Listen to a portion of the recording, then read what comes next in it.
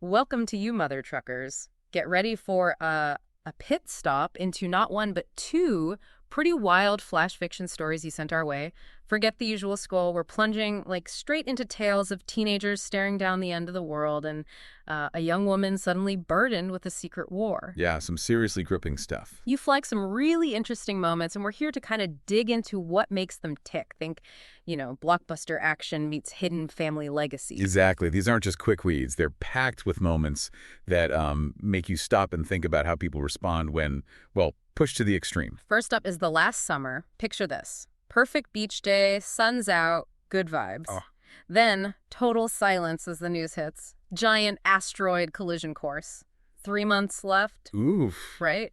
We're going to unpack those initial reactions, that gut punch feeling of hollowness, the inevitable eruption of rage, and this almost defiant, let's go out with a bang mentality that pops up. You shared this one. What was the first thing that really grabbed you? What immediately struck me was that initial paralysis you mentioned, the hollowness.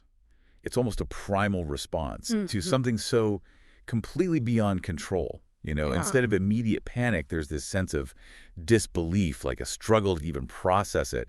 And then, like you said, the rage kicks in. It's a very visceral reaction.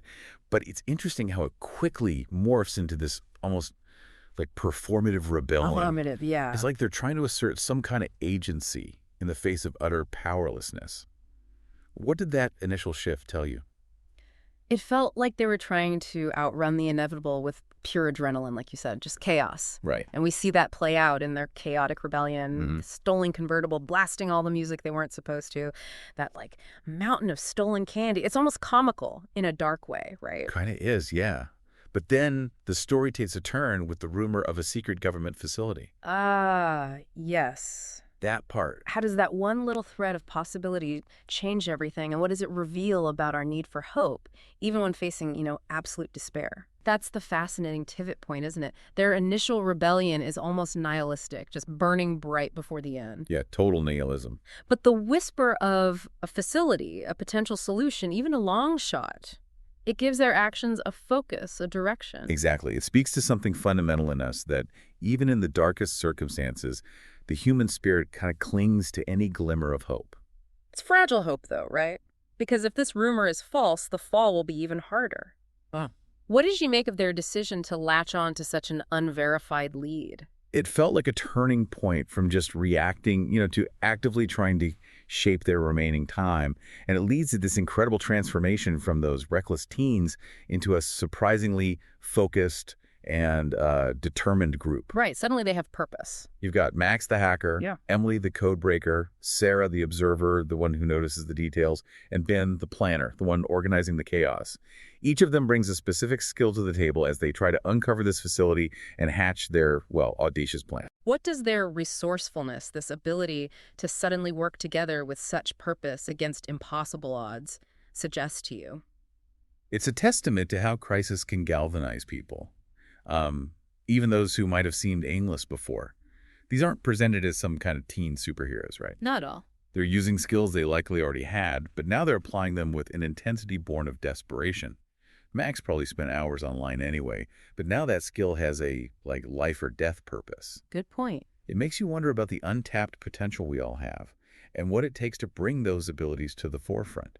What stood out to you about their individual contributions? For me, it was how specific their roles were. It wasn't just a mob of angry teens. Each person had a function, a crucial piece of the puzzle. And it all culminates in this high-stakes climax, infiltrating the facility, confronting the scientists who must have been having a seriously bad day. Definitely. And then this desperate gamble on the prototype weapon. You could practically feel the tension crackling off the page in that part of the flash fiction story. Very tense. But the outcome isn't this clear-cut victory. It's a stay of execution, a postponement. What are your thoughts on that kind of bittersweet ending? And what did you make of Sarah's feeling of defiant peace in the face of the authorities? That bittersweet ending is incredibly powerful because it feels more real, more nuanced than a complete reversal of fate. Yeah, it's not a magic wand. They didn't magically solve the problem. They bought themselves time, and perhaps more importantly, they proved that they weren't just going to lie down and accept their fate. Sarah's defiant piece is such a resonant image. He really is. They faced oblivion, they took action, and even facing the consequences of their rebellion, there's a sense of dignity, of having stood up against the inevitable. It's a different kind of victory, an internal one. It raises the question, what does it truly mean to win in the face of insurmountable odds? That's a really interesting point. It's almost like they reclaimed their narrative, even if they couldn't change the final chapter. Okay, let's shift gears completely now and dive into our second flash fiction story, Monster's Legacy. Okay. This one takes a sharp left turn into the realm of hidden battles and deeply buried family secrets. Lily's 16th birthday isn't about the usual teenage milestones. It's the day she inherits a war against monsters that no one else even knows exist. Whoa. What were your very first impressions of that kind of premise? The immediate contrast with the first story is striking. We go from a global, scientifically predictable threat, an asteroid, to something personal, almost mythical, and entirely hidden from the normal world. Right, totally different vibe. The idea of this secret war raging just beneath the surface of everyday life is a classic trope for a reason. It taps into our fascination with the unknown and the potential for extraordinary things to be happening all around us. And thrusting a teenager into the center of it immediately creates a compelling underdark dynamic. Absolutely. And the story really builds this ominous atmosphere right from the start. The whispers Lily overhears, the sudden storm rolling in, that unsettling tolling bell. It sets a tone that's miles away from that bright beach day in the last summer. Definitely darker, yeah. Then comes Gran's cryptic revelation. Time to learn the truth, Lily. That single line feels like such a major turning point. What kind of truth do you think a 16-year-old Lily might have been expecting in that moment, compared to the reality of what she actually learned? Oh, man. I imagine Lily might have been expecting some kind of, awkward family secret, maybe a hidden talent, a quirky ancestor, or even like a long-lost inheritance of money or something. Yeah, something normal-ish. Exactly. The actual truth, a generational war against interdimensional monsters, is so far outside the realm of typical teenage experience that it must have been completely disorienting. That ominous atmosphere really primes you for something significant, but the sheer scale and fantastical nature of the hunt is still a shock. It makes you wonder how anyone would even begin to process that kind of information. Right, 1 minute you're worried about, getting your driver's license. The next you're facing down actual monsters. And that's exactly what happens with the reveal of the hunt, this tear in reality, and Lily's sudden, unexpected inheritance of this incredibly dangerous legacy. Going from a regular teenager to the leader of a shadow war overnight, talk about a life-altering surprise party. No kidding. We have to talk about the sheer weight of that responsibility being thrust upon her. Did her initial reluctance, her disbelief, resonate with you? Completely. The burden of that kind of secret, that kind of responsibility, especially at such a vulnerable age and with absolutely no preparation, is almost unimaginable. Her reluctance isn't just understandable, it feels deeply human. Yeah, it does. It highlights the contrast between the mundane concerns of teenage life and the extraordinary, terrifying destiny she's suddenly saddled with. It raises a really important question about how individuals cope with inherited burdens, with destinies they never chose. How do you even begin to step into a role like that? It's almost unfair, isn't it? But she doesn't really have a choice, it seems. Let's look at the elements of this hidden war. The mysterious huntsman, the ancient lore that governs it all, this mix of old, almost archaic weapons, alongside what I imagine is a desperate, modern, teenage ingenuity. Interesting mix, right? Then you have Gran's powerful sacrifice and the sealing of the breach with that word of power that was a truly impactful moment in the flash fiction story. What did you make of Gran's final act and the significance of that single word? The combination of ancient lore and that raw, almost desperate teenage energy creates a really compelling dynamic. It suggests a long, ongoing struggle, a tradition passed down, but also the constant need for new individuals to rise to the challenge. Grand sacrifice is the ultimate act of, love and protection, really. Totally. And that word of power hints at a deeper, perhaps magical or spiritual dimension to this hidden war. It makes you wonder about the origins of these monsters, the nature of the power needed to banish them, and the cost of wielding such power. It's a single word carrying the weight of generations. It's like a key to a lock we can't even see. And then comes the aftermath. Lily waking up in a town that's completely oblivious to what just happened. The house eerily empty, the hunt seemingly erased. Yeah, the silence after the storm. Grand sacrifice has clearly provided some kind of protection, but at an enormous personal cost to Lily.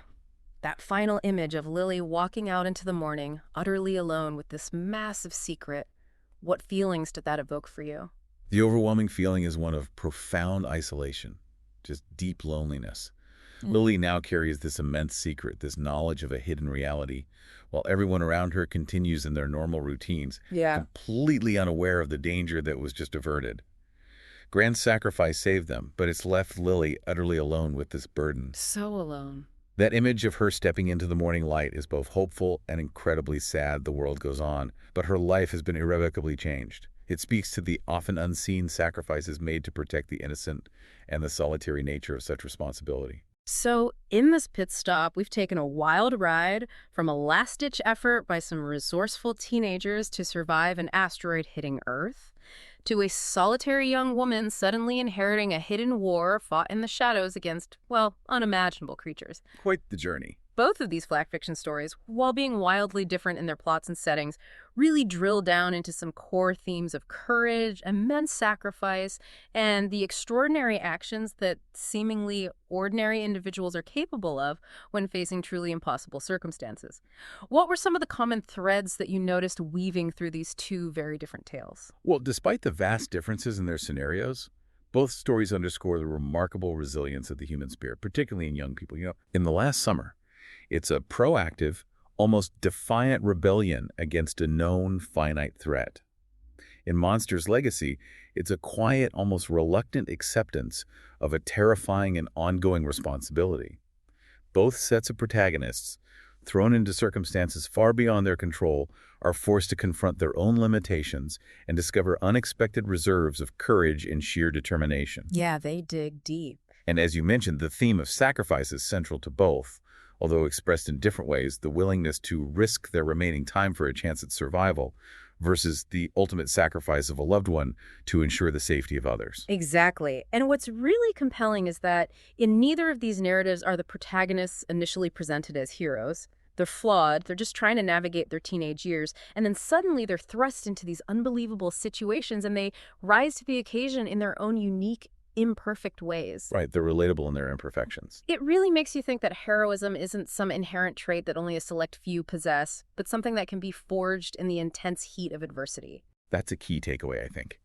It suggests that when pushed to the absolute limit, ordinary people are capable of extraordinary things, and that sometimes the greatest acts of courage and sacrifice are the ones no one else ever sees. So true. Consider this.